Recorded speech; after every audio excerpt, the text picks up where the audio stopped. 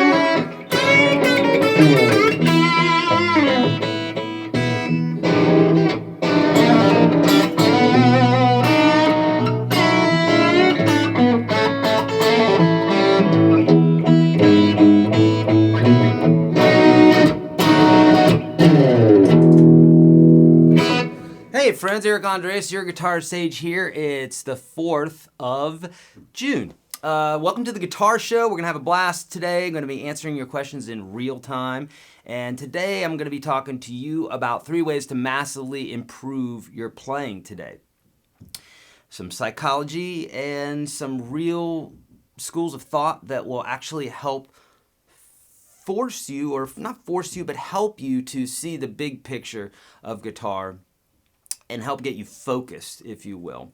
So I'm going to talk about those things here in just one moment, but first off, we're live on Instagram, Facebook, and YouTube. If you're watching on Instagram, folks, you know what to do. Head over to Facebook or YouTube, because that's where I'll be getting to those questions. I've been starting a lot on Facebook, so today I'll start on YouTube for those questions, and then we'll bop back over to Facebook, kind of go back and forth between the two. I make sure that I get all the questions answered, or try to get all the questions answered. And that's what we're going to be doing today. No guest, because we're getting ready for a big move, a big studio move, and we don't know what days we're going to be live and which ones we aren't right now, because we're literally in flux. I got a big new studio. We're going to have so much fun. I'm going to take you guys along for the ride, and it's going to be amazing. So just stay tuned for that, if you would. And what else? What else? Oh, like, comment, share this, please. If you would right now, take the moment. I'm going to be answering your questions a lot, and I'm going to be referring to a link that you're going to find in the description of this video. If you're new to my videos, it's the free beginner course, the top 30 lessons I teach all my students at YourGuitarSage.com/30. So if you hear me refer to that link a lot, that's what I'm talking about. It's in the description of the video on Facebook and YouTube. Do yourself a favor and go there and learn from that series. I promise you, there are many folks that are watching right now that have actually gone through this, and they've seen some massive developments in their playing, okay? So make sure you do that, okay? Awesome. What else? That's it. Get your questions ready, Facebook and YouTube. Here we go. So I do have these written down, and I've got some examples for you guys. So let's talk about these 3 things. Eric, what are you talking about with this psychobabble 3 ways to massively improve your playing? I swear to you, dude, I've been doing this for something like 30 years. And the cool thing is that you guys are learning from me 30-something years into this, 35 years into this. So this is stuff, a lot of these things I didn't learn till doing everything the hard way. So the cool thing is, especially if you're just starting off, whether you're 70 or 80 or 20, it doesn't matter. if you're new to guitar, you will literally be shaving so many years off of your practicing because of these things I'm going to be telling you now. Okay, here are the 3 things, and I'm going to drill down, okay, because a lot of times people think, well, these 3 things he's going to show me are licks, or if I know this lick, it's just going to be magical, and then I'm going to be able to play solos. Nope, never happened since the beginning of ever, and anybody who says otherwise is selling you snake oil, because guitar, if you want to be good at guitar, it takes work ethic, it takes focus, these sorts of things, and that's what we're going to be talking about. So here they are. Here are those 3 things. Number 1, practicing with a goal in mind. I'll explain all these in high detail here in a minute. Practicing with a goal in mind. Number 2, laser focus on what you want from the guitar. Laser focus on what you want from the guitar. And 3rd is to mirror the greats. Okay, here we go. Mirror the greats. So the first one, practice with a goal in mind. When you're sitting down to play guitar, and I hear this all the time, I see it in the Unstoppable Guitar System all the time, folks say, man, I've been playing for 50 years, or I've been playing for 30 years or 40 years, but I just don't seem to be improving.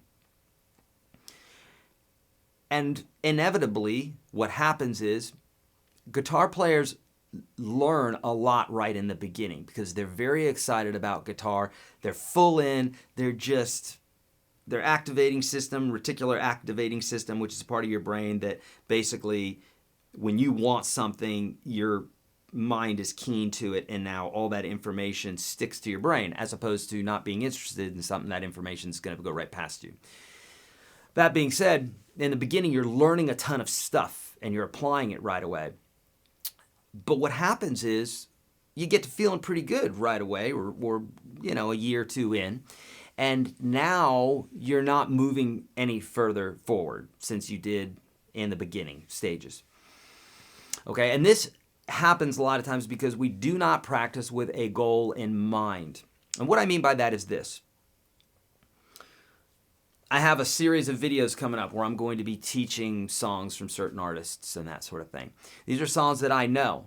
But when I sit down here in the studio and I'm like, what is my goal in mind? Well, my goal in mind is to teach my students 12 new Zeppelin tunes, or the main riffs of 12 Zeppelin tunes, or AC/DC, or Def Leppard, or whatever the video may be. That's my goal.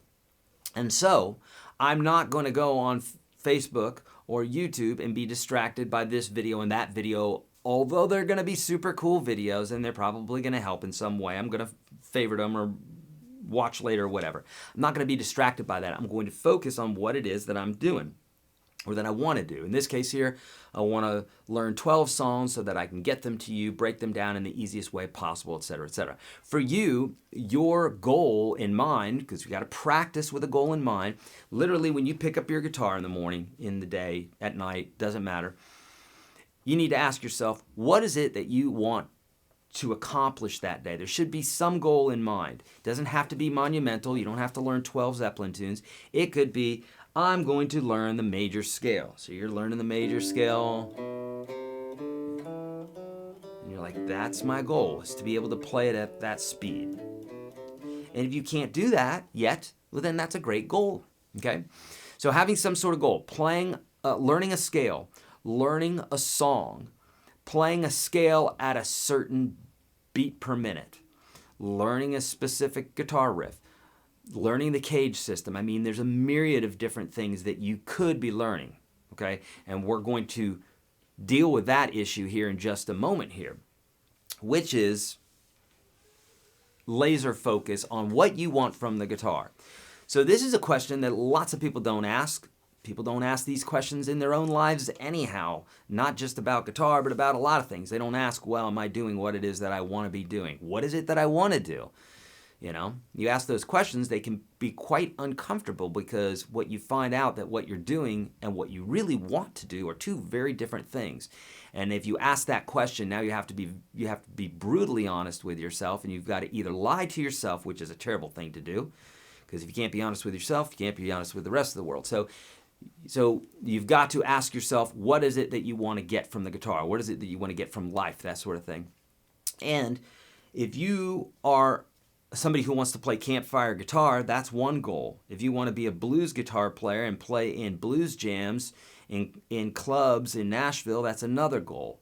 If you want to be a songwriter, you're going to have a different skill set, a different set of things that you need to practice in order to be the best songwriter with your guitar.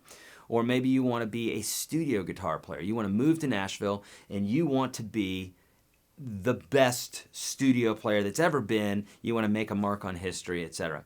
Well, obviously, for you to do something like that, you're going to have a different skill set or need a different skill set than, say, the blues player or the songwriter and that sort of thing. In fact, you're going to need all of those skill sets to be that studio player for the most part, except for maybe songwriting. But you're going to have a good idea of it. So, why is this important? The laser focus is important because I have people say it all the time. They say, Eric, should I learn the cage system or should I learn 3 notes per string scale? And I'm like, well, number one, those are 2 completely different things. And number 2, what is it that you want to get from the guitar? Because if you want to play lead guitar, then yes, knowing 3 note per string scales would be a helpful thing. It's going to help you know your scales better. But if you're more of a rhythm player, then the cage system, I would learn the cage system before I would learn 3 note scales or 3 note per string scales. Does that make sense? So it's very, very, very important. People skip this step all the time, unfortunately, because it gives them just a shit ton more of expended energy. It makes you not focused and it makes you have to do a lot more work. So people skip steps and they think that that's a shortcut when instead it's not a shortcut at all. It's like going, man, I just don't really have time to put oil in my car. Really? Let's see how that works out for you, okay? You may not have time today, but you better be making time because your engine's going to blow. So in this case here, you've got to ask that question. What do you want to get out of the guitar? I have a whole course inside the Unstoppable Guitar System about this. It's like, why do you want to play guitar? It's a great question to ask. If you haven't answered it for yourself, you should, because what it's going to do is it's going to put you on the right page of knowing what it is that you need to be practicing today. Okay, which is going to help with that practicing with a goal in mind. If you're like, okay, Eric, that's great. I've never asked myself that question. I want to be a blues player.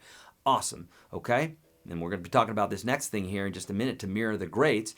So you need to find out what it is that you need to do. I probably should have put this in a different order. Not really. Not really. This could be in any order.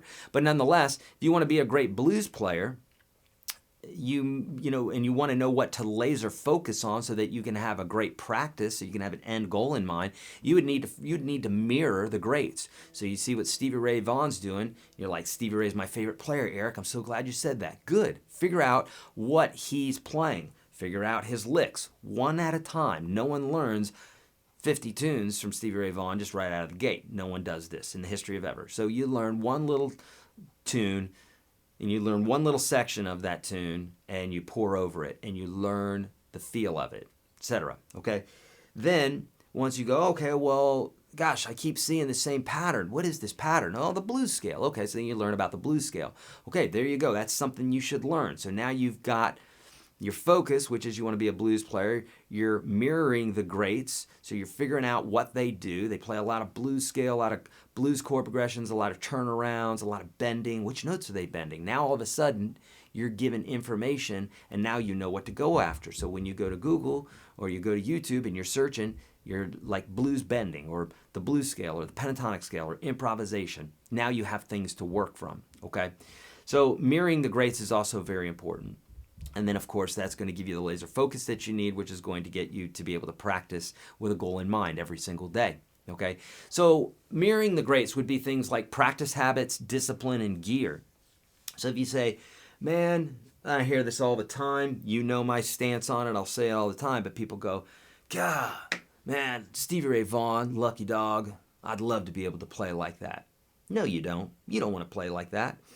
You don't want to, well, what I should say is you want to play like that without the practice. Otherwise, you would be Stevie Ray Vaughan, unless you're just now discovering Stevie Ray and it's your first year and you're going towards that greatness that he was, or whoever your idol is, right?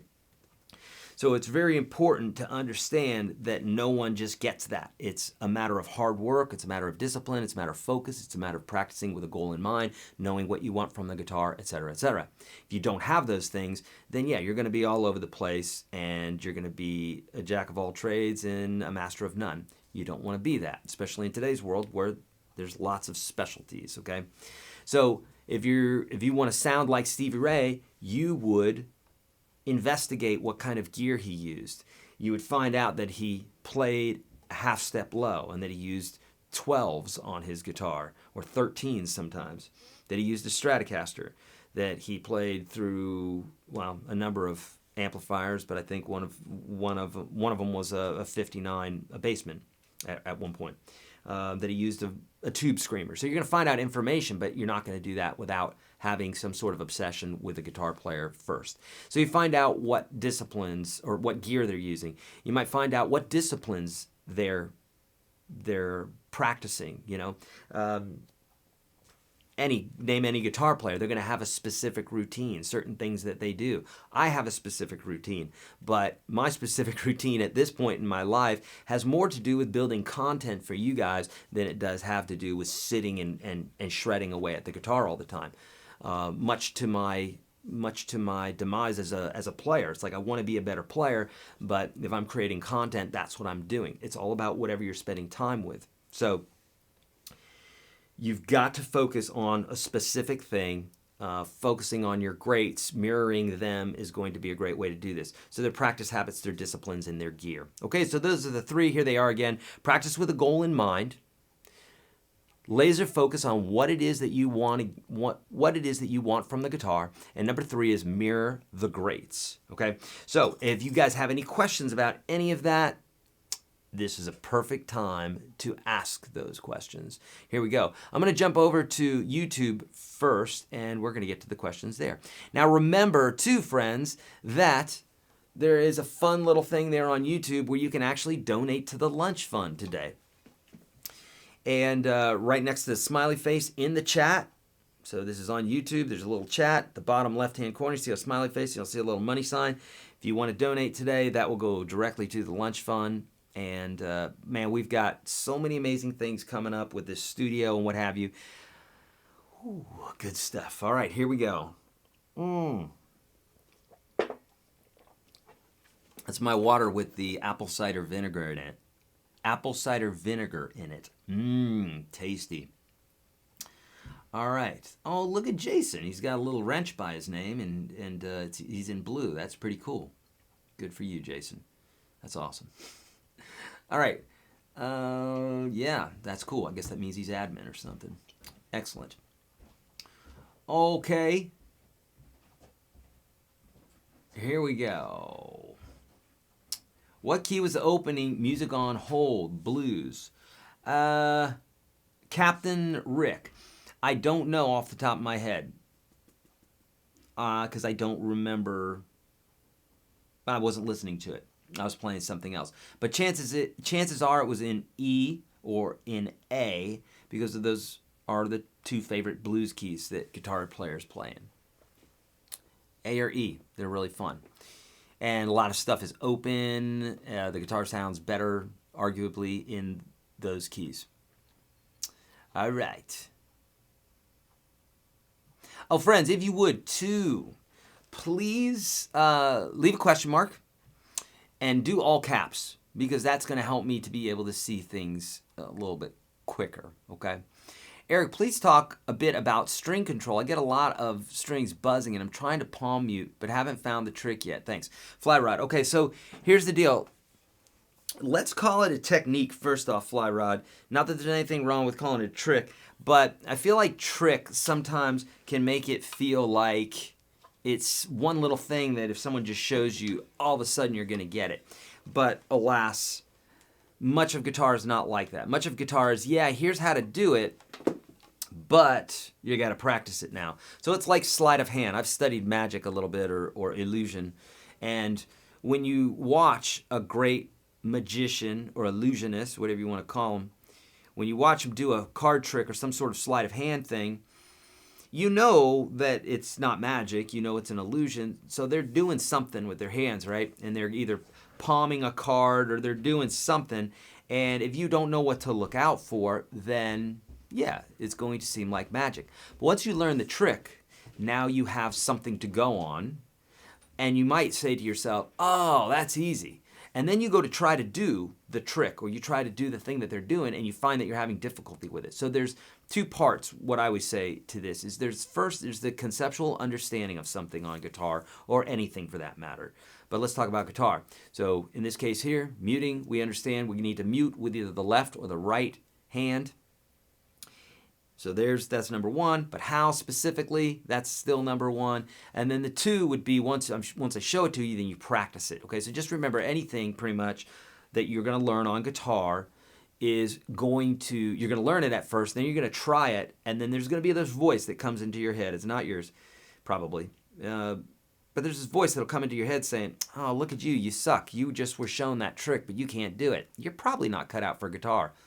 Bullshit. Okay, that's just a total lie, and you need to shut that voice down because it's a big fat liar. Everybody started off guitar on page 1, on 0, and that's where you start. Every story starts at the beginning, right? You don't start in the middle. So same for everybody here. I say that to you because we got new people in here today, and we have other people that have been playing a while, and they're frustrated. And they think it's them, and it ain't you, it's the guitar. It's just a matter of you haven't got to that place yet. It's a continuum, okay? So let's talk about specifically muting here, right? So, especially if we have real live strings, right? So that's really live. So if I take my hands off the strings, they're pretty alive, right? So if I'm playing a lead or something like that, let's see, if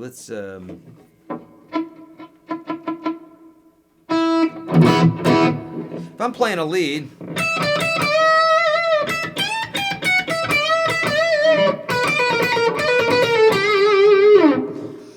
what I'm doing with my thumb is I'm literally laying it across the strings in such a way that I'm muting any notes that I don't want to be played. So for instance, if I'm picking strings 1 and 2, I'm not picking like this, where my hand is way up away from the strings. I'm not doing that.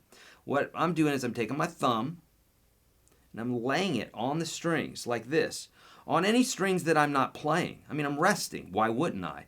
This is really uncomfortable and it's really inaccurate. If you're going to draw, you're going to place your hand down on the desk and you're going to write. You wouldn't write like this in the air, right? That'd be goofy. You wouldn't want your brain surgeon doing surgery with you like that, so don't draw or play guitar like that.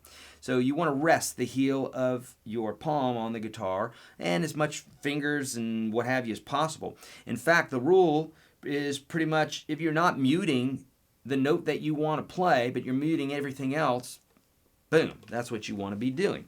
So if I'm picking this bit here, I'm not like this, because now I hear strings ringing out, right? So what I'm going to do is I'm going to lay my finger right on the 4 strings I'm not playing. And now I have a nice quiet mute. And then I'm also muting with my left hand. So the answer to your question, Fly Rod, is whatever string you're playing, whatever strings you're playing, let those ring out. Don't let the other strings ring out. That is the only rule there is. Now, to save you some frustration, because what you're going to do is you're going to just rush headlong into this. This is what most of us do. We rush headlong into it, and we get frustrated at why some strings are ringing out. It's because you're allowing the strings to ring out, right? You're the only guy playing your guitar at that time, so you're the guy who's responsible for muting the strings. So you have to slow things down. Like, you ever watch stuff in slow motion? You can see all the detail. That's how you want to practice guitar, at least at first. You want to understand all the intricacies and the details of what's going on. Once you do that, your brain's like, all right, I've got this. The only reason Eddie Van Halen can play fast is because he played parts over and over and over again. Same thing with me. If you see me ever playing fast, it's not because I'm a fast player, it's because I've just practiced a part a lot. And realistically, that's all you got to do because you learn all the little nuances with it. And here's the deal. You don't have to play it fast. You just have to play it accurately. Okay? All right. Good, good. Does that make sense? Sure does. Okay. Hey, Eric from North Carolina. I uploaded to my YouTube channel my latest cover of my progress to the tune of Blake Shelton's God's Country. Any chance I could get you to check it out? Climber 7565. Yes, Climber. What you'll want to do is you'll want to get it to me in some way. So get it to me in some way. Either send me a link via email, Eric at YourGuitarSage, or if on any of the social media, whatever, just get me a link and I would love to check it out. God's Country. Okay, cool. I'll check that out. I'm a veteran in the UGS and it's a game changer. Yay, Eric has reunited my love to play guitar again. Thank you, Eric and friends. You rock. Oh, thank you, James. I love to hear that. Love it, love it, love it. Yeah, someone's saying that Facebook's not showing up. Yeah, I'm watching it right now, actually, Brian. I'm watching live on Facebook right now, in addition to this one. So it's on there. All right, all right. Albert is having problems with his wrist while practicing standing up. Albert, you probably have to give me some more detail about what you mean by problems with your wrist. Is it flipping you off? Is it punching you in the thigh? Is it sore? Is it like what's happening? Are you not able to play the guitar correctly? You're gonna have to give me some more detail there. But here's the deal. If you're holding your guitar like this, right? Look at where it's at. If I'm playing guitar and I have a strap on, then that's how high the guitar would be. A lot of times people will play the guitar down here. I do it all the time. I wear my guitar low or lower than the way I'm holding it right here. So all of a sudden, Albert, now your hands are in a different position. This is why I say when you're practicing for a gig live and you're going to be standing up, then practice standing up because it's a whole nother thing once you stand up. And if you're not used to it, it's going to throw you for a loop and then you're up in your head, okay? In your head, you're dead, like Tony Robbins says. So don't do that. If it's that your wrist is aching a little bit, it's probably because you're having to hold your hand at a different angle because your guitar is lower, typically, okay? My goal, I want to be a guitar god. Then core, I love the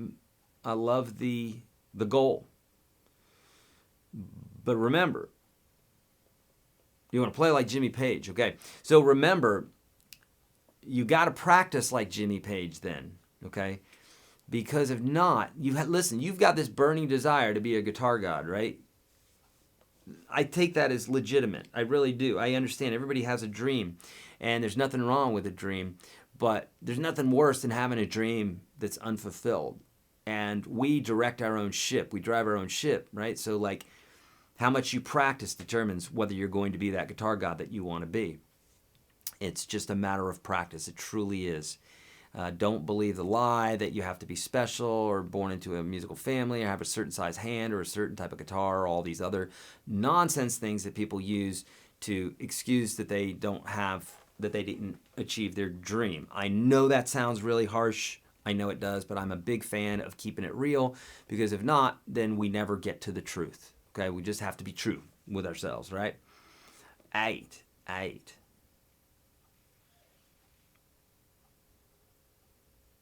All right, sweet. Someone's asking, can I give this guitar away? No, not anytime soon. I love this guitar. This is a 59 Les Paul Special, Junior, sorry. I don't know my guitars very well. It's a 59 Les Paul Junior, and I love it. I bought this year. It's my most recent purchase, I believe. Yeah, indeed. This is not Bragg's apple cider vinegar. It's straight from Whole Foods or something. But I use Bragg's all the time. That stuff's good. It's good for your gut. I want to be a studio musician. Do you have a syllabus or order to learn styles or techniques? Ben. I think I have an example, like a basic example of the types of things that a studio musician might need to know. This is in my How to Practice course, which is in the Unstoppable Guitar System. So, but with that being said, a studio musician, Ben, has to be, there's so many things that musician needs to be able to do or have the ability to do. You need to be able to play in time really well. You need to have a great sense of your gear, about knowing what kind of sounds to get out of it. You got to be good at being criticized or being directed by a producer. You got to be able to come up with many different types of parts. You got to be able to stay out of the way of the other musicians, especially the singer. Yes, the singer's a musician. You got to learn different styles. Well, it depends on what town you're in. If you are in LA, you're probably not going to be doing a lot of country stuff. If you're in Nashville, you're probably going to be doing a lot of country stuff, a lot of rock stuff, a lot of pop stuff, a lot of all. If you're in LA, you're going to be doing pop, hip hop, which is pop. So you're going to be doing like a lot of pop and a little bit of rock. So that being said, you've got to learn all those different styles. So, is there a syllabus or order to learn? No. Ben, the way that I have the Unstoppable Guitar System set up, and Derek is asking here, do I have a paid course? Yeah, Derek, check out the link that's in the description of this video, YourGuitarSage.com/30. That will get you, you'll become a UGS member, and it's free. There it is for you. And that right there, Derek, is the top 30 lessons that I teach all my students. That'll get you a massive foundation, get you just a solid platform to build everything else off of. And Ben, the way, honestly, that I have the Unstoppable Guitar System built, it's basically to teach you the stuff that you're going to use the most outward, okay?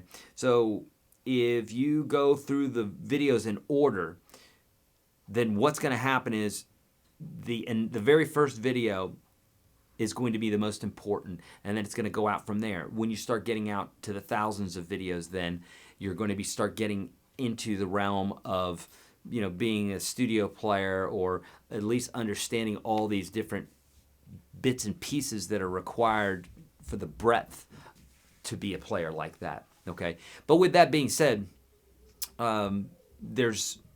if you really want to be a studio musician, Ben, you've just got to dig in. You should have that guitar in your hands for a minimum of 5 hours a day, I would say, but closer to 8 or 10 hours a day. It needs to be your job, right? And I love that. That's a great goal. Okay, what are the big differences between practicing punk rock versus blues rock? Celeste, a lot of it's going to have to do with feel. So punk rock is very irreverent, like that sort of thing.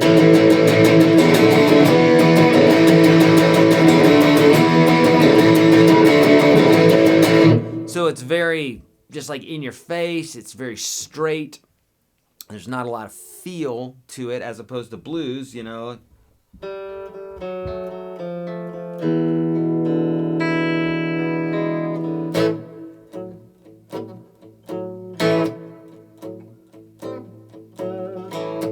that's going to have a different feel to it. We just got a donation on YouTube. Thanks for all your great advice and classes, Mary Kava. Mary Kava, thank you so much. So kind of you.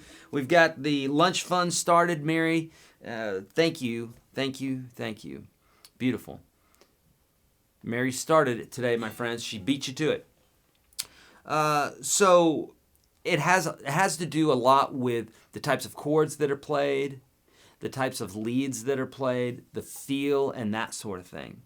So Celeste, listen to punk rock, listen to a bunch of punk rock stuff, then listen to a bunch of blues rock stuff, like maybe ZZ Top, or, Stevie Ray Vaughan is pretty much blues, but, he's got some blues rock stuff in there. But, yeah, ZZ Top would be a good example, and there's just a vast difference, I think, in the sounds of those two. All right. Goal is to become a rock god. 2, I want my guitar to be my better half, and together we are one. Jimmy Page, for one, was that too much to ask? I don't think that's too much to ask, Core. I would say, by the looks of your avatar there, you've got some ripped abs, so you've got some discipline, so you know what it's like to work out. And if you take that same attitude that when you're working out with guitar, I said this the other day, that a lot of the guys that run around in my circle, a lot of the girls and guys that run around in my circle, they're winners at everything they're doing. They're typically in really good shape. They've, there's lots of things about their lives. Not all of them. I'm just generalizing here, but at least the ones that run in my circle do. They just seem to be winners, and I think that might have to do with the kind of people who become good at the guitar. Is they understand there's a discipline there, and specifically with this kind of stuff I'm doing, they're having to balance family and playing guitar and creating content, a job, those sorts of things. So there's a lot there, and that's not an easy thing to do. So lots of discipline will get you there for sure, Core. Great job. Can you please play a blues scale and something on it? So, Kapil, what I was doing earlier there, that's blues, right? So that's in E blues.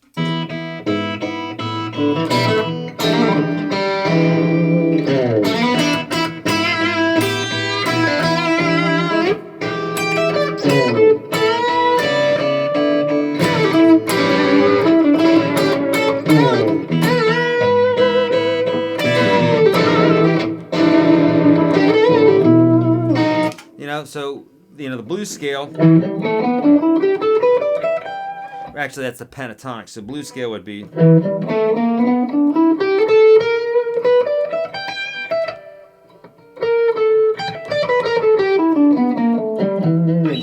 that sort of thing. And so I've got videos on that, and that is a great scale to learn, and a great one to use over blues tracks and that sort of thing. All right, cool. What exactly is the caged system? So sync. So Kate, I'll give you the nutshell version of it because I have lots of videos for it. I have videos on YouTube, and then I have courses for it inside of UGS. So really, really big, and then smaller on YouTube, and then, so let me give you it in a nutshell. There are only five major open chords on the guitar. I'll say it again, there's only 5 major open chords on the guitar. Okay, here they are. C, A, G, E, and D. Okay, D minor's not one, E minor's not one, A minor's, those aren't major. B7, it's a major chord, but that's a 7th chord. I'm talking about just major chords, not 7th chords. F is not an open chord. It's a version of the E. That being said, there's 5 basic major open chords. And what the cage system says is that you can take any major chord and play it 5 different ways according to the C, A, G, E, and D shapes. But you can play the same chord by letter name all across the guitar. So for instance, here's a C chord, C shape. Let's do this here. This guitar.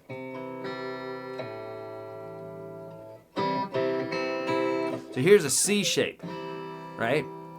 C shape, C chord.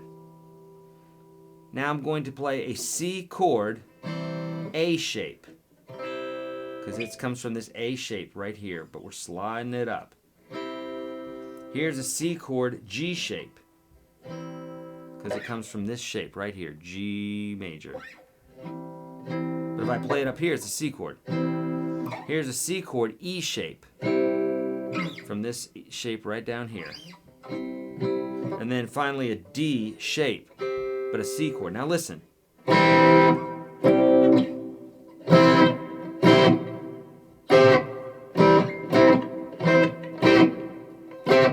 All right, all C chords, but it's using those different shapes. So, Kate, that's what the cage system is.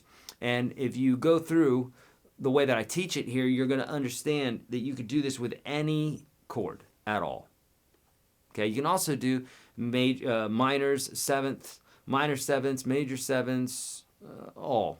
Okay, it's really important to understand how to do that, because doing so will give you, all of a sudden, it will allow you to play hundreds of chords all across the neck without having to memorize anything. You're just using a system.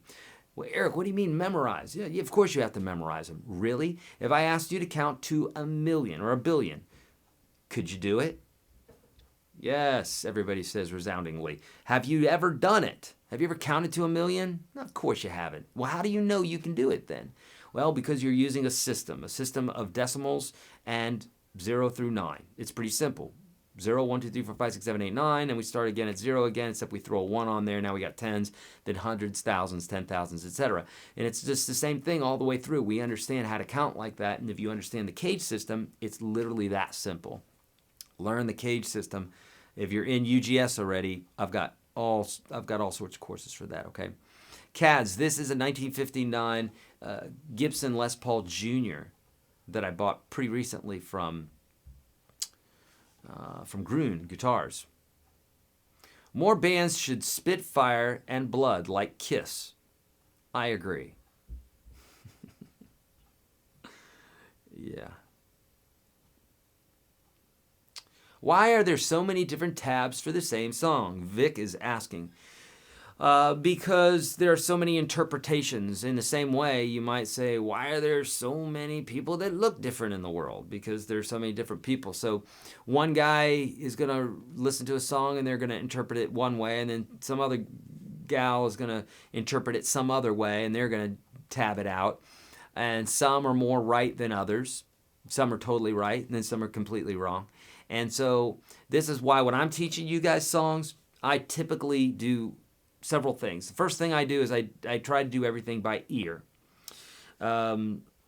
Because the ear tells you a lot, and ultimately I want it to sound, when I'm teaching you a song, I want it to sound like it. I don't even necessarily care what the fingering is. I mean, I do, but if it sounds the way that I'm playing it, I'm going to show it to you that way. Now, the other thing that I'll do is I will look at some tabs, but I try not to look at tabs because that's somebody else's interpretation. So usually what I do, if I'm teaching a song, what I'll do is I'll watch that artist play it live, and I watch where they're at on the neck. And that will tell me, are they tuned down, or are they capoed, or just what? How are they voicing these chords? How are they coming up with all this? This is where the cage system works really nicely. So I will watch the live of them. I'll try to grab some sort of isolated track. I'll listen to the backing track. These are all things that you can do just by Google searching. And I'll listen to the backing track, make sure that no other instruments are playing what I think might be the guitar part, when really it's not the guitar at all. And then lastly, if I'm just really having difficulty with a particular song, I might look at some tab and then go, oh, well, that makes total sense. Or, no, that's not it either. I need to keep digging. Watching other people teach songs sometimes is helpful if they've got a good reputation and they have a real diligence for detail, an eye for detail, ear for detail. Then that's what I like to do. But it's just because people are here you go. TBA said a lot of them are wrong. Yeah, it's true. Okay. Someone's asking, can I provide tabs for backing tracks? That way I can use my looper and try some leads. Flyrod, I do teach that inside of UGS. Inside the blues section, I teach all sorts of tabs for, for boogie woogie and stuff like that. Turnarounds.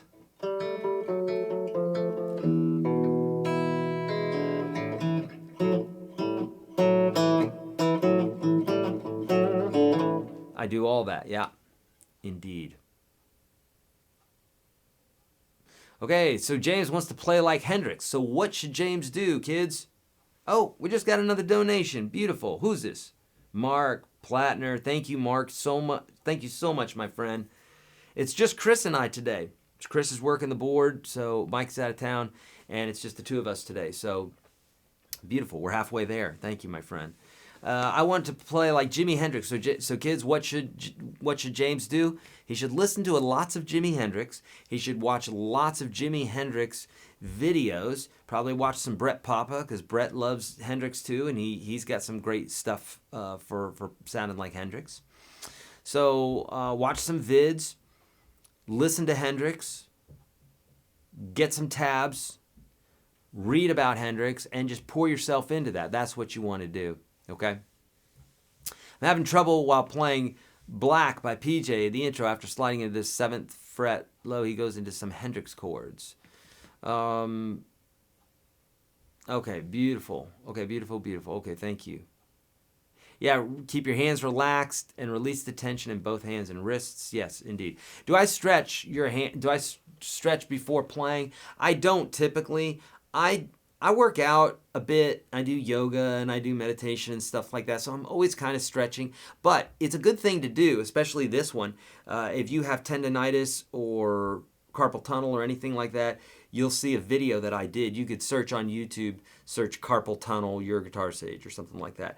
And I talk about that because I actually sitting with one of my students out of the thousands of lessons that I've taught over the years. I actually had one student who developed tendonitis. He just had sloppy technique. He's a great guy, amazing musician and singer and everything, but his technique was sloppy. Played great, sloppy technique. And his playing wasn't technique.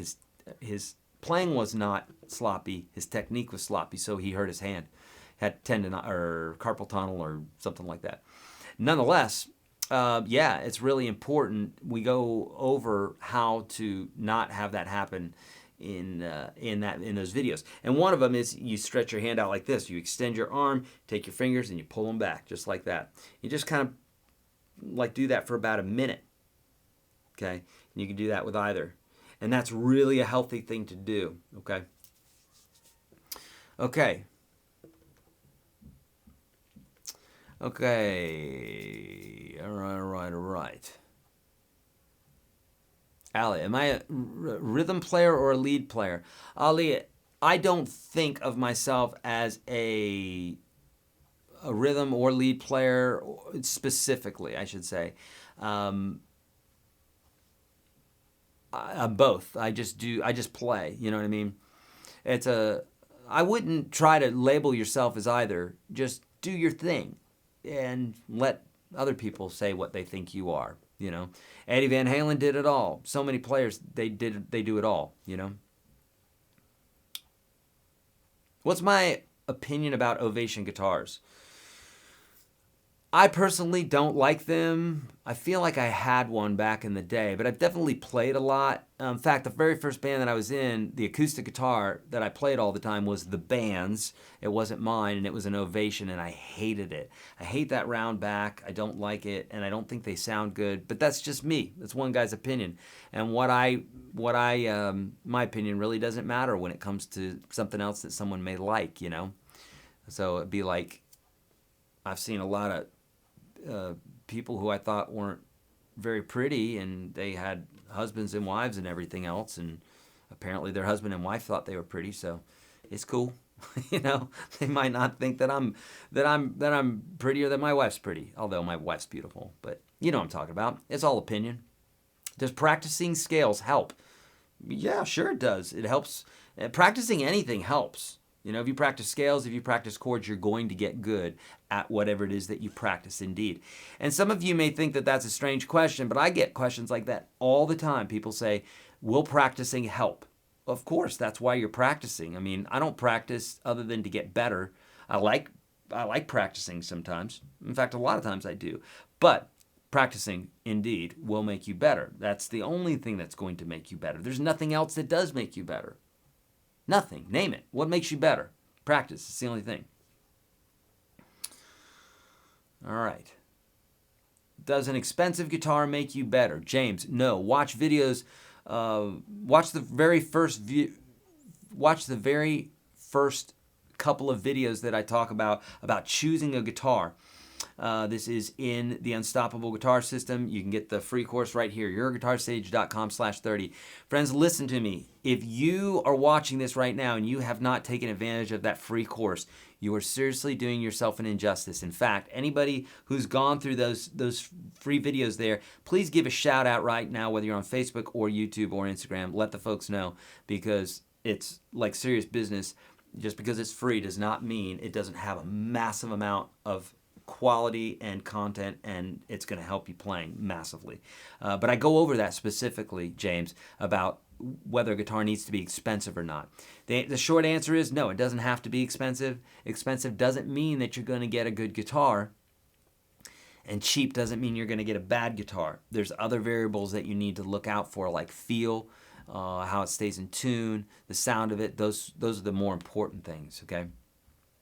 How to practice after shoulder surgery. Say that 3 times. Shoulder surgery. That's hard. That's difficult. How to practice after shoulder surgery. That is individual. So I can't really specifically tell you, but I would just say be cognizant of your pain and make sure that the pain you're feeling is not related to your surgery, right? I probably wouldn't use a guitar strap. I would probably sit down with it so it's on your thigh and give your shoulder a break. That's how I practice. So do that. You could also practice classical style, which is going to make the guitar stay where it needs to be better than the folk style. Yeah. Any ideas on starting my own teaching and learning guitar, piano, bass channels? Scott, yes. Here's what to do. Start it. That's number one. Once you start it, you come back and I'll tell you the next part. But a lot of folks ask that question, and if you're not starting it, if you're not doing it already, you probably won't do it. And I'm not saying, putting you down or anything like that. But bottom line is, I'm calling you up is what I'm saying. I'm saying, do it. Go do it. Start putting up videos. That's how you start. If you want to teach, if you want to help the world, the only way to do it is get off your ass and do it. And that's just being honest. Just go do it. And then what you'll do is you'll learn. Watch my first videos. The light's behind me. I got cats jumping up on me. My hair's like, plink. It's just, I'm out of tune half the time. I'm just teaching songs because back in the day, who knew that we would be teaching as much as we're doing on YouTube? I was just like, I'm throwing up some songs here. I've taught these songs several times this week, so why not put them up to the web for some kid in China or something like that? So that's what I used to think. And so really, you just have to have a heart for helping people, and you have to break things down in a way that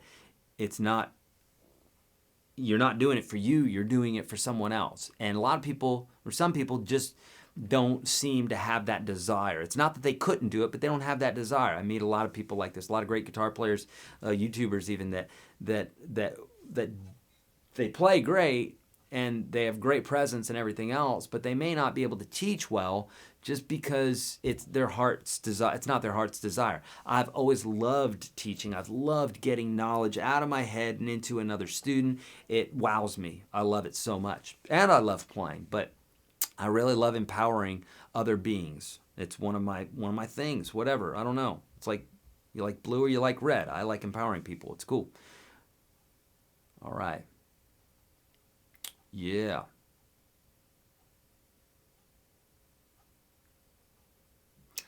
All right.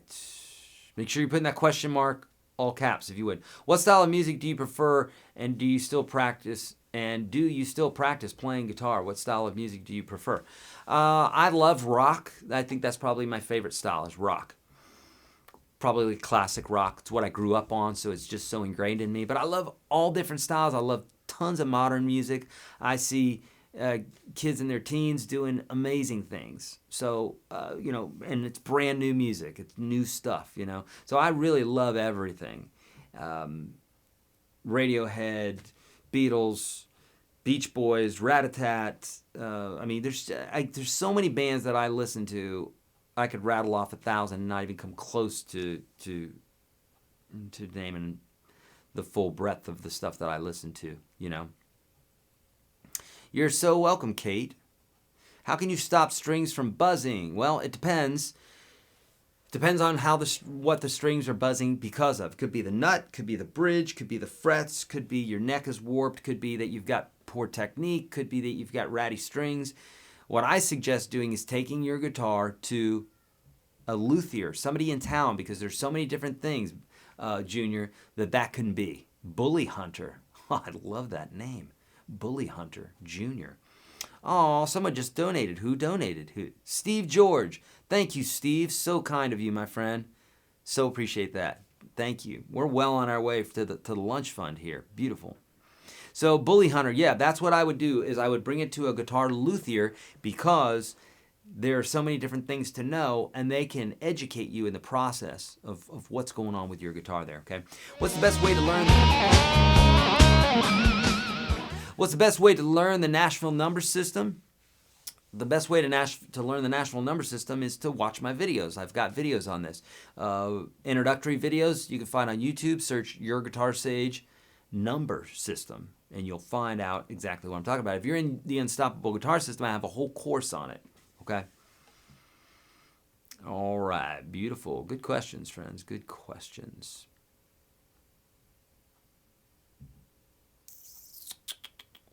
All right. Eric, can you talk about the need to analyze which notes are in the chords, and the same chord in different keys? Should I learn which number are those on the scale? Mike, I don't know if I understand that question. Let me try it again. Eric, can you talk about the need to analyze which notes are in the chords? Okay, analyze which notes are in the chords, and the same in different. Okay. When we say that there's a need, it's more like the more you know, which means that you're going to be able to do more with it. People say, oh man, that's bullcrap. I've been playing rock and roll my whole life and I don't know anything about theory. Cool. All right. Well, I'm a brain surgeon. I don't know anything about brains. So let's cut open your cranium. Would you be cool with that? So like knowing theory is helpful because you're kind of talking about the thing that you're playing all the time, that you know the information about it. So don't be that guy who thinks it's cool to not know theory. And guess what? The guys that think they don't know theory, they know theory. They just don't know that they know theory. They know all the shapes are there. They just don't have the names. So now they just don't look like they know what they're talking about. But they know all this stuff. So be the guy, be the gal who learns the theory so that you can intelligently talk with other musicians and go, dude, okay, I love that 7th chord, but make it a 9th chord, and then I'll do this thing here, and now all of a sudden, you're not like, well, I don't know, I just put my finger here, man. That's all I know. Don't be that guy. So, knowing the notes in the chords is helpful because you can say, okay, well, I'm playing this G chord, and it's got a G, a B, and a D in it. That's all I know. So, okay, well, I'm going to play this G, B, D up here, and now all of a sudden, things are sounding good, okay? So that's why that's important. The same chord in different keys. Should I learn which number are those notes on the scale? Yeah, all of that's helpful, Micah. And I know this can seem very overwhelming. That's exactly why this is what I do for a living. This is exactly why I write books. It's exactly why I have the course, The Unstoppable Guitar System. It's exactly why I give it to you for free, or at least to get into the beginner section. The whole beginner section is literally free. YourGuitarSage.com/30. The link's in the description of the video. Start there and go in order. And then what that will do, it's kind of like taking a kid who wants to walk and learn how to talk and poop on the potty and swim and do all these basic things. And then it's like I teach them how to do that. And then guess what? Now, I don't know about you, but my teenager doesn't need, she's not a teenager anymore, she's 22. She doesn't need any information from me anymore. In fact, she loathes any sort of life advice from me anymore. So how about that? I must have done a good job. Now she's on her way, she's doing her thing. So you can think about that the Unstoppable Guitar System, the first 30 there, this one right here. You can think about that as me propping you up and teaching you all the things that you need to know so that once you get pushed out of the nest, you're going to have a wherewithal about yourself that you're going to know where to go and you're going to know what to do, and information that's coming at you, you're going to know how to assimilate it, as opposed to just being like, oh, hell, I don't know. Okay?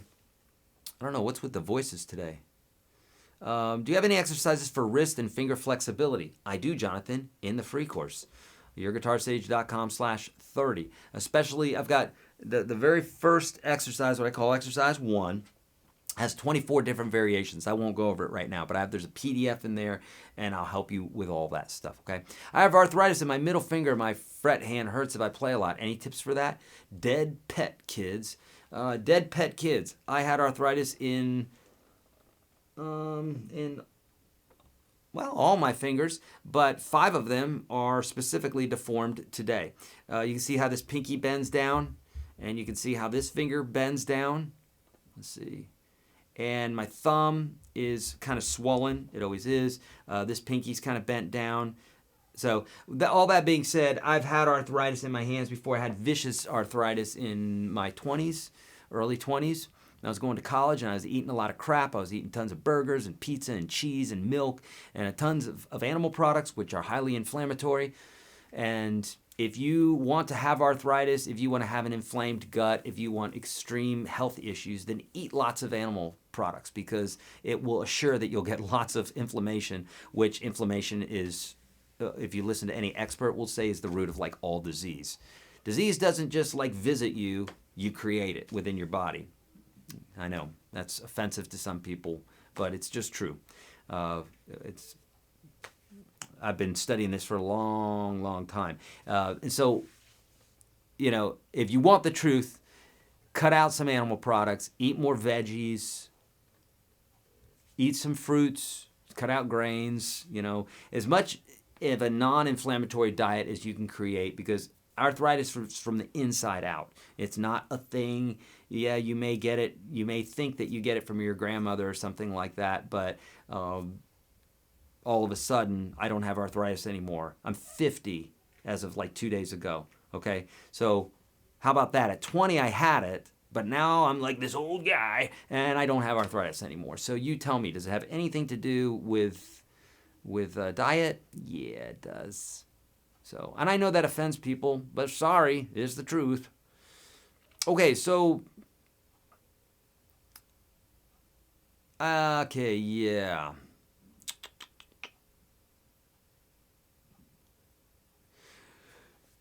Do you do your own setup work on your guitar, and how important is proper setup of your instruments? Let's go backwards. Proper setup is extremely important for your instruments, depending on how far they're out. If your strings are way off of the fretboard, then yeah, it's going to make a huge difference, because you're not going to want to play. So proper setup is really important. A good setup will cost you between like 50 and 75 bucks. It's probably the most important 50, 75 bucks that you'll ever spend on your gear and your instrument. So do it. And do I do my own work? I don't anymore. I used to, but I don't anymore, because I have a guy who does it, and he does it way better than me, because this is what he does all day long. Imagine that. Whatever you practice, you get really good at, right? So my guitar tech, Greg Ellis, does this all day long. He is a ninja at this. I'm not, because I don't do this all day long. But I teach all day long, and I create videos, and I work with cameras, and I play guitar. And so I'm getting good at that. All right, so yeah, you definitely want to do that, my friend. Okay, are there any exercises that you know I can do to improve in free time? Beanie face. Yes, there's lots of exercises. They're in the free course. It would take too long to go over it, and I'm giving that to you right now. So YourGuitarSage.com/30. Those are where you can find all those, my friend. I was talking about the B chord, where he uses the pointer finger on the high E and B string, middle on the G, and ring on D. I've practiced a lot to play that without muting the high E and B. Tips. Dalton. Okay, so E and B string, the middle finger. Okay, so yeah. So here's what to do, Dalton. I've got I'll show you this, but it's not going to be as in high detail as the videos that I have specifically for it. But if you want, if you're in UGS, Dalton, then just search bar chords. Otherwise, if you're on YouTube, search YourGuitarSage bar chords, and I'll show you how to do this. But what I do is I hyperextend this middle finger. What does hyperextend means? Well, this is normal, okay? That's normal. This is hyperextended when it goes backwards a little bit, okay? I'm not doing that very hard, by the way. It's just literally I'm relaxing that finger and I'm pressing it back at the tip. So if I have that down and it's bent back, there's a lot, or there's more energy being put on the tip of the finger than there is over here, so it's automatically going to bend back. So I can play, I can catch that high E string. Now, I don't get it every time. Sometimes I miss it, so it's definitely a technique. Just like I said earlier, when it comes to playing guitar, someone shows you a technique. Now you got the technique, but now you have to practice it, okay? Because it doesn't just happen just because someone shows it to you. I've never, ever run across anything like that on the guitar. There was always practice. If someone says, how do you do a pinch harmonic, you know?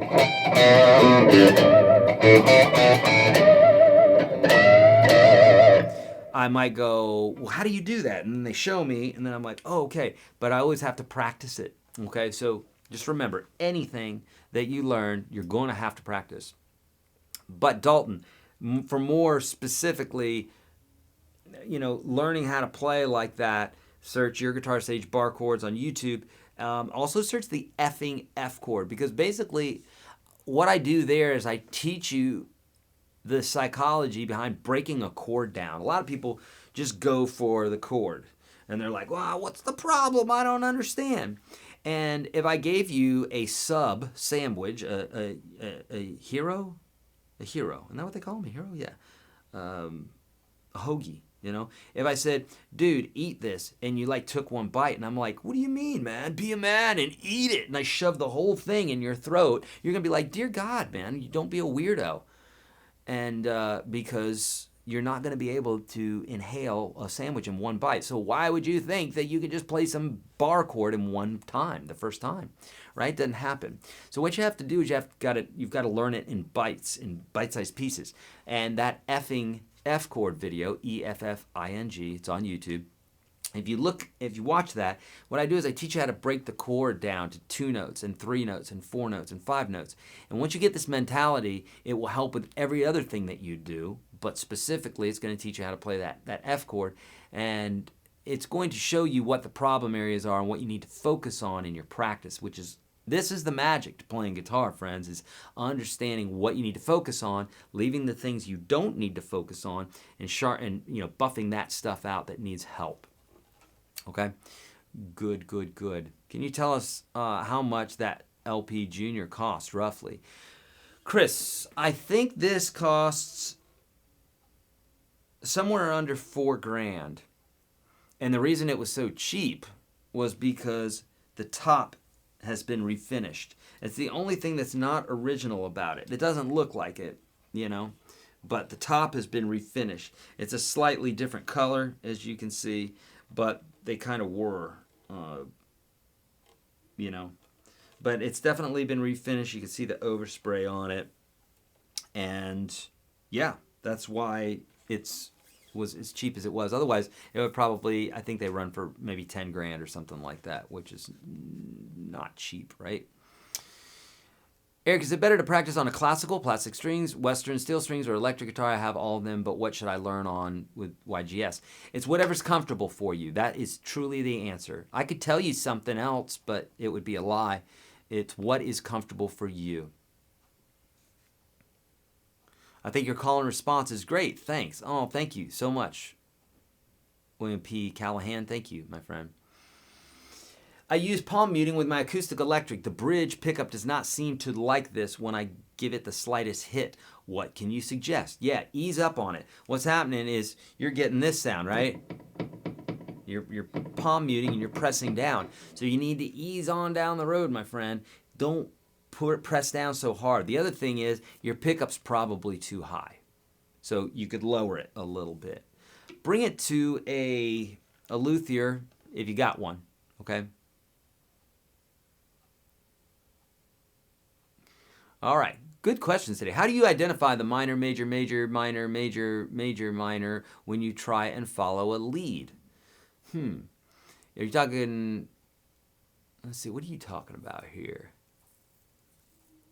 Are you talking about major, minor, minor, major, major, minor, diminished, the chords? I just have them memorized. Major, minor, minor, major, major, minor, diminished. Or the 1, 4, 5 chords are major, the 2, 3, 6 are minor, the 7's diminished. So that's another way to remember it. But it's like memorizing anything, okay? Thank you, Mike. Eric's free course is amazing, or is awesome. Thank you. Does humidity level cause string buzz?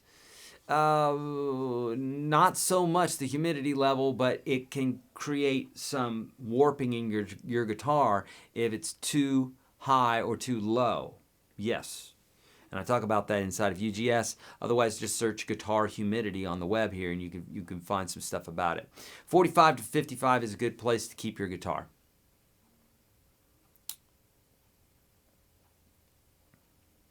Do I ever do FaceTime consultations with guitar studio owners? Sandy's asking. No, Sandy, I could, but my rate these days is really high. It's $200 an hour, so it's not super duper cheap. So I could help. Any tips for learning blues? Yeah, study the blues and dig in. I've got lots of videos on YouTube, and there's tons of folks other than me teaching it too. So on YouTube, just search blues guitar or YourGuitarSage blues. You're going to find stuff. If you're in UGS, I have an entire blues section that will teach you this step by step by step from the very beginning. So that's what I would do. What do you recommend someone should start soloing? Jamie, start at the beginning like every guitar player does. Don't try to skip anything. So folks wanting to go, they say, I don't want to study all the beginner karate stuff. I just want to be a black belt. Well, there's no such thing. That's never been, it never will be. You always have to go through everything.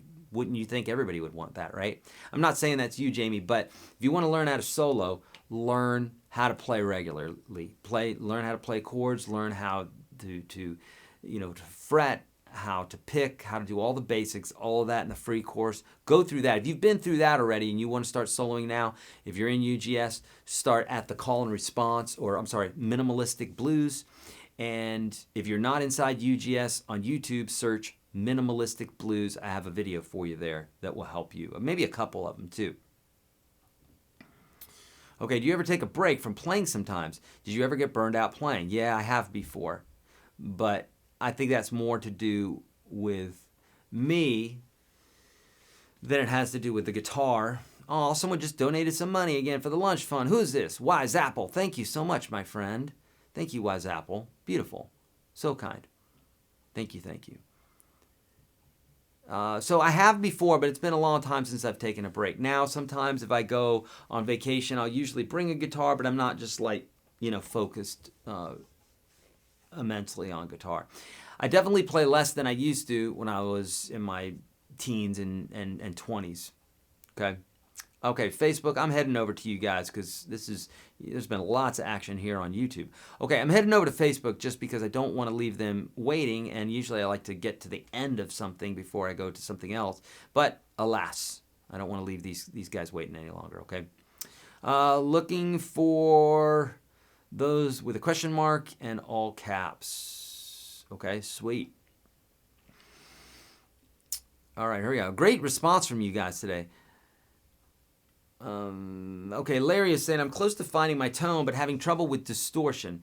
The distortion I want is when the amp is at its max volume, but too loud for me to play. If I use the distortion pedal at low volume, then I lose that bite. Any suggestions other than an attenuator? Larry, welcome to tube amplifiers. That has been the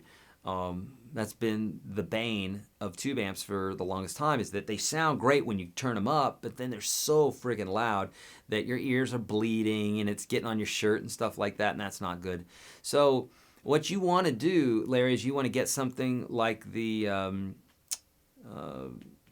what's the aux? Chris, you know what I'm talking about? The aux. It's called the aux. It's by M Audio, I think. Universal audio, thank you. Universal audio, there's something called aux. I think it's called the aux, just OX. Search Universal Audio aux. And it's this device, basically, it does a lot more than what I'm telling you right now, but basically it allows you to absolutely crank your amp and keep it at a lower volume. Maybe that's what you mean by an attenuator, but no, that's pretty much what you need, is you need something to turn the amp up to where you can get those tubes driving, but not so loud. Okay. There's also, it may have something to do with your specific overdrive pedal or distortion pedal there, Larry. Some of them don't sound right. Some of them are too raspy and they just don't sound very good. I would suggest an OCD pedal, specifically version 3. It's like one of my favorite. I'm going to be coming out with my own pedal here, which is going to be a combo of, it's going to be an ode to the Tube Screamer and an ode to the OCD version 3. It's different, but it has some of those qualities that we're pulling. So you'll want to check that out when that comes out. But it could be your overdrive pedal for sure. Uh-oh, what? Got another donation. Beautiful. You guys are just so sweet. Oh, that was Wise Apple, right? Yeah. Okay, beautiful. Thank you, thank you. All right. So, are 12-string players becoming extinct? Are they extinct? Are they sought after? No. There's not a lot of 12-string music out these days. It's just not. It's kind of a 70s thing. But there is some. You went back and bought that. Is that the one from Papa's field trip video? Ryan, no. This is one that I just got not too long ago. He's talking about this Les Paul. The Les Paul that I was playing in that video was an actual Les Paul 59. It wasn't a Les Paul Jr., it was a 59. And that guitar was $300,000. This guitar was like $3,000 or $4,000. The one I was playing was like $300,000. So, yeah, I'm not going to get that one today, probably. All right, looking for those with question marks and all caps. Have I played the new Gibson Studio L 00 acoustic? I have not. I would like to. I recently bought a big mixed pack of guitar picks. I'm finding I like the heavy picks the best. So you recommend any size? And would it make a difference in the type of music you play? Ken, my recommendations honestly don't matter. Although I'll tell you, when you're playing big strummy type things on an acoustic guitar, thinner generally seems to be better than thicker. And when you're playing more intricate single note electric stuff, thicker seems to be better than thinner. Those are just overgeneralizing, but at the end of the day, it doesn't matter what I think, it's what works best for you. And I truly mean that. I'm not copping out. It's just everybody's different, you know?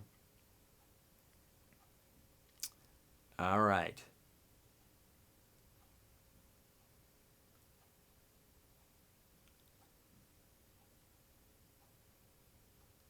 Uh-huh.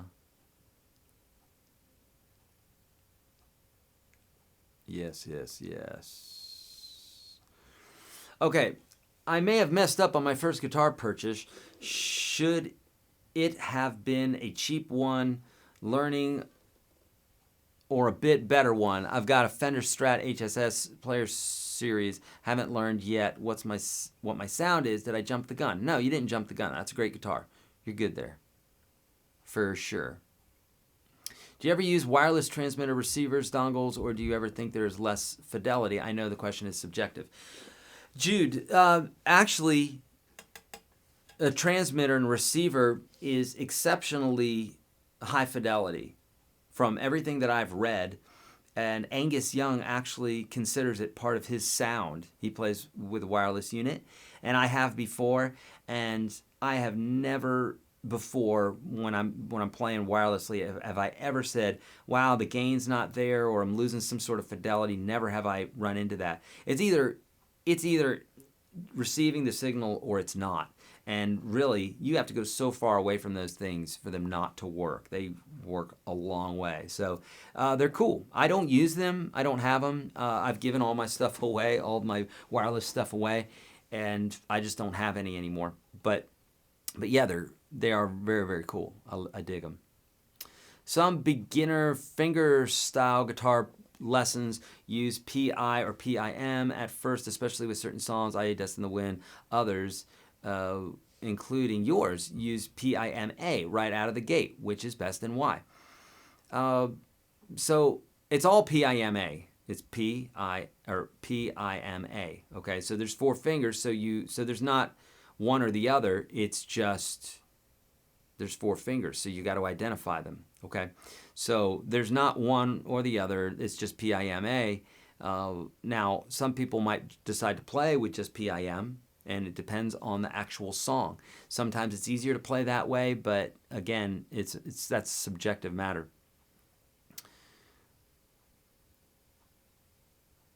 All right. All right, good. Man, you guys are active today. Woo! Howdy, Eric. I keep my acoustic in a cool room. The strings are higher than the 12th buzz. If I keep it in a warmer room, I have little or no issues. Is this a humidity issue or a nut action issue? Well, it definitely has to do with humidity and temperature. And so what's happening is your guitar is moving a little bit, right? It's wood. It's not steel, so it's gonna, even if it were steel, it would bend a little bit, but it's warping a little bit, so that's what you're running into. I run into this with my guitars. I mean, I've got some real expensive guitars here, and I run into that because expensive doesn't make the guitar not be a guitar. It's a guitar, and it's affected by heat and humidity and temperature and humidity. Okay, cool. All right, bumping back over to YouTube again, my friends.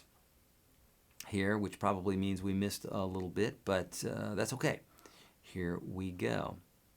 Oh, thank you so much for the birthday wishes. Yeah, May 31st. Been in UGS for a few months now, and it's taking over my life. I love it. At least 2 hours a day on my guitar. We are planning on a Nashville trip this fall. Do you play out live at all? Happy birthday. Thank you so much, Richard. I do, but I'm not in a band right now, so I'm not playing out right now. Paul is saying, have I tried the new Beyond Meat? Paul, I've got a ton of those inside of my freezer and my refrigerator right now. I absolutely love that stuff. It is...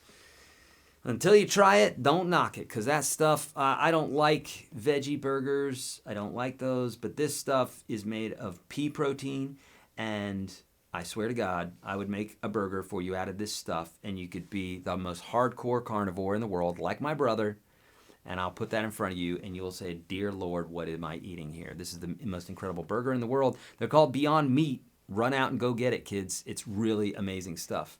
So if you're trying to cut down on inflammation, if you got arthritis, but you like eating cows, then this is a good solution for you to not eat the cows and to not get the arthritis, because it's made of vegetables, or at least legumes. Cool. All right, cool. I'm totally pleased with UGS, learning a huge amount, well worth the money. Thank you, Stivosaurus. Beautiful. Oh, such kind birthday wishes here. Thanks, friends. Okay, bands often play the same set list for a year's tour. Would you recommend home players make a finite, memorized set list like that to avoid frustration of learning and then forgetting too many songs? Indeed.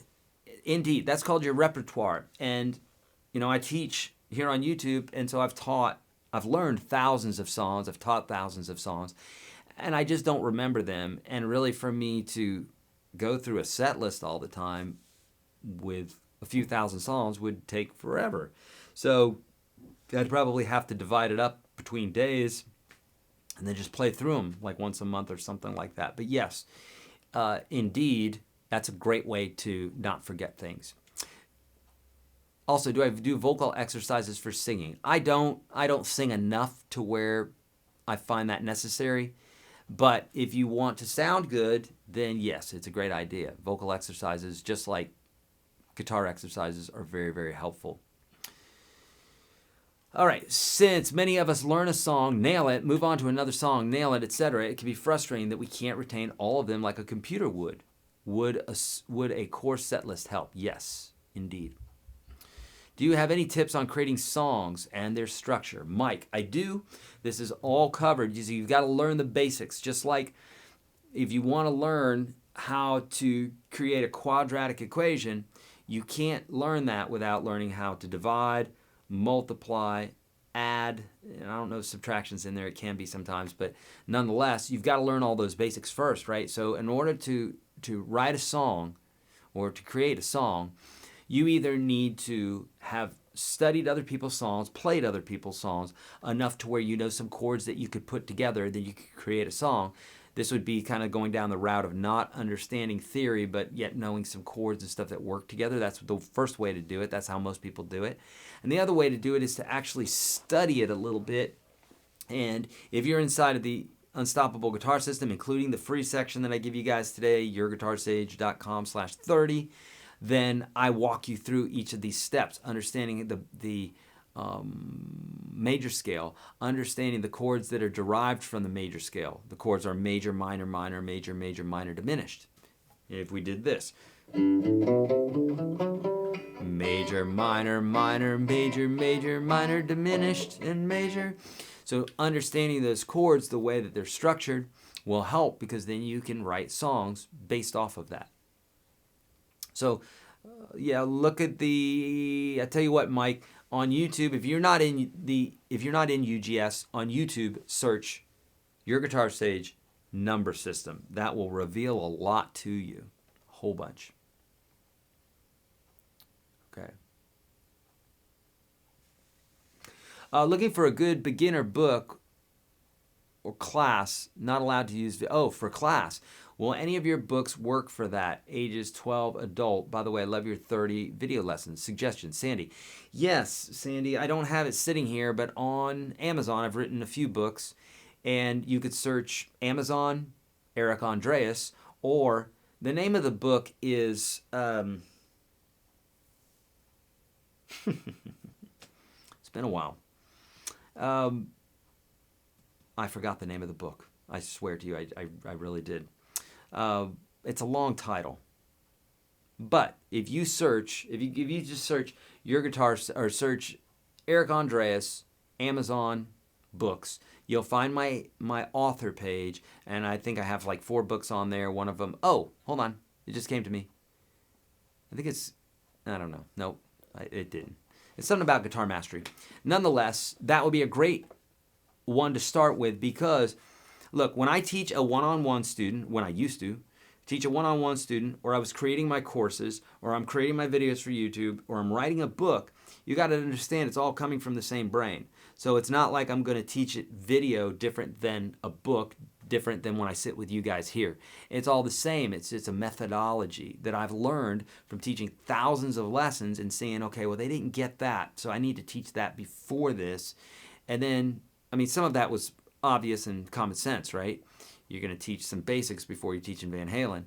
But it's a real specific way that I teach, especially in the beginning, and that's how I teach in that book as well, okay? Where's my favorite travel guitar? When it's vacation time. You know, I love my ukulele. I have a review video for that, and I love my baby Taylor, so I love those. And I have a third travel, I've got more than 3 travel guitars. I got like 5, but I only use one at a time. The other one is my Steinberger. I have a Steinberger electric guitar, and I love that one as well. What are the basic must-have pedals for a Tele? I would say a good reverb pedal if you don't have that in your amp already. A tube screamer is a good one. An OCD distortion pedal is a great one. Hey Eric, do you have a lesson on the SRV muting technique, fretting hand, inside UGS? I do. It's not specifically called the SRV muting technique because it's just a muting technique, and Stevie Ray Vaughan used it, other people used it. But yes, indeed. So really, it has to do with, again, this went back to an earlier question that we had, which was, how do you get certain strings not to sound? And what you do is you say, well, I don't want that string to sound, and you either mute it with the left or right hand. So I definitely talk about that inside of UGS. So Vikram is saying, hey, Eric, can you give some suggestions for buying an electric guitar setup? Like what amp and should I buy, or what pedals for rock and metal kind of genres? Vikram, that is a real broad question, so I can't drill down specifically. I don't know what your price range is. I don't know what your, what body shapes that you like. I don't know specifically what rock or metal bands you're listening to, so that we could really get down. There's a lot of questions that I would have for you regarding that.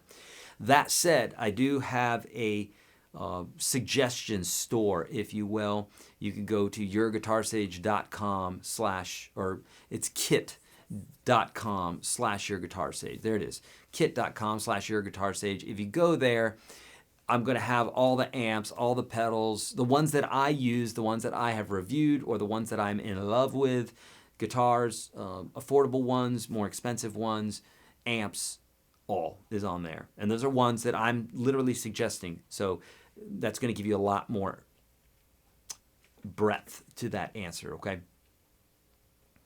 Okay. What do I think of Fender's new Strat acoustic version? Man, it's been done before.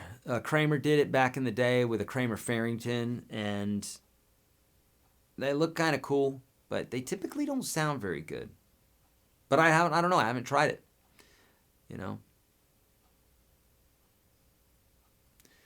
Joe said, dude, what happened to my question?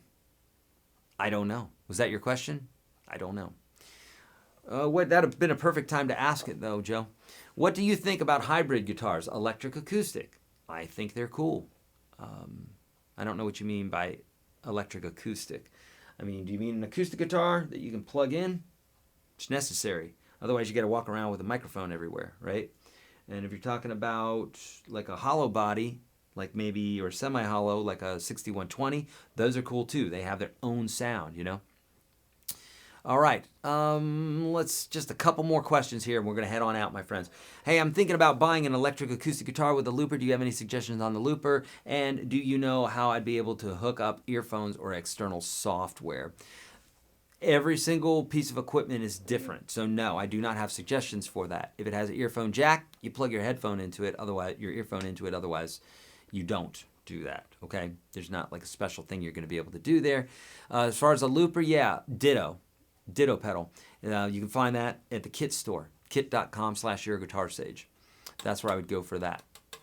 Do you know or have taught anyone with missing fingers? No, but I've taught people with missing brain cells.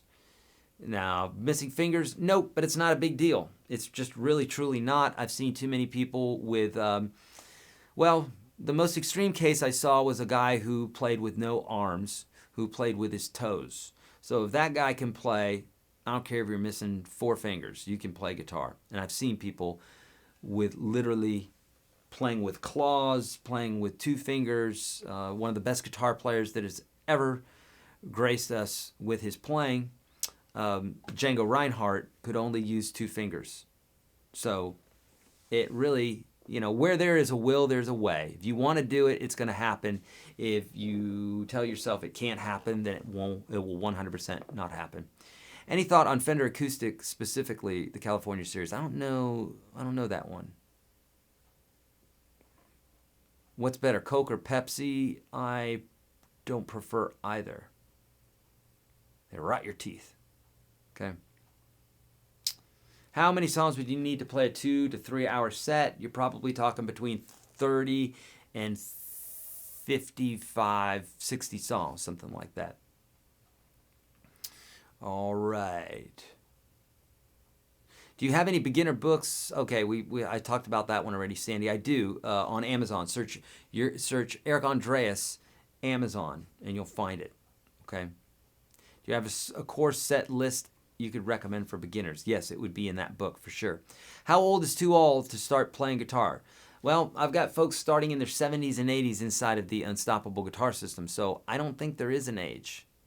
If you desire to play, you can play. Guitar Mastery, here it is. Thank you, Climber7565, telling me the title of my own book, Guitar Mastery, How Anyone Can Quickly Become a Strumming Chords and Lead Guitar Ninja. There you are. Thank you so much, Climber. And so Sandy Lee, the link is right there. You can, Climber7565, just put it up there. Okay?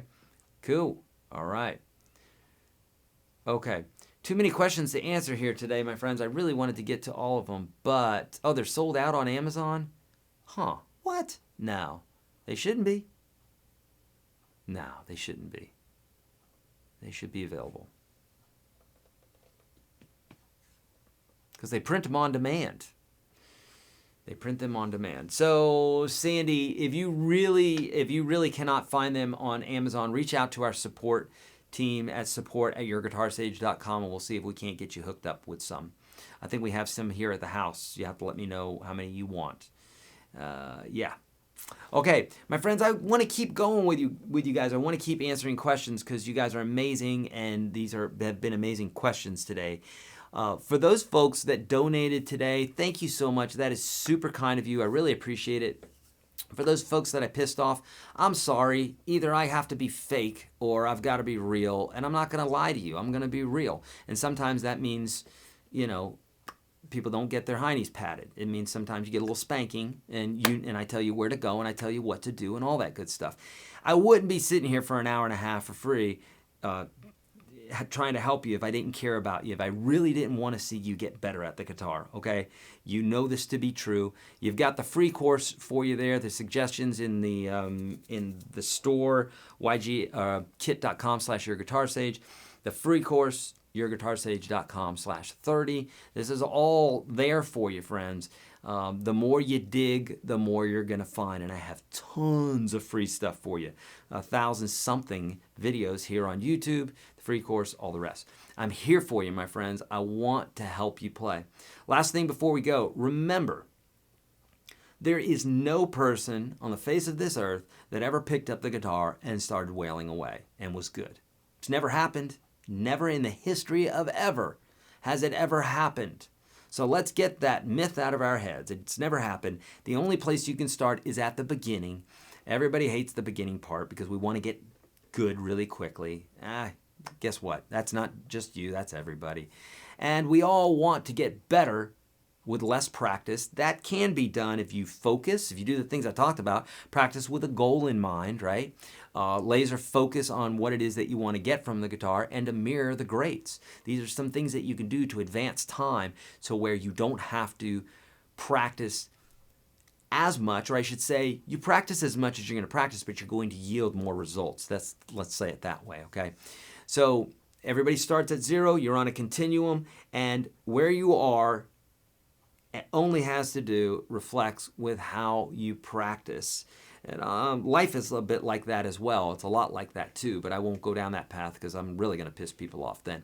But nonetheless, I don't know about you, but I'm a grown man, I'm a grown-ass man, and I steer the ship to my life, right? So do you.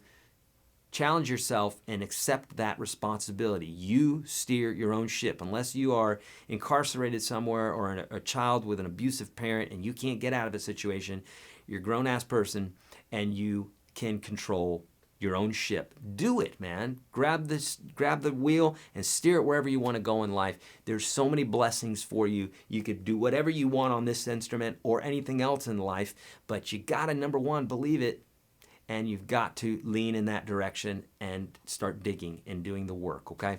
I love you guys so much. You're amazing. Thank you so much for the great questions today. We're gonna go eat lunch right now thanks to all of our kind donations. All right, see ya. I'm out of here.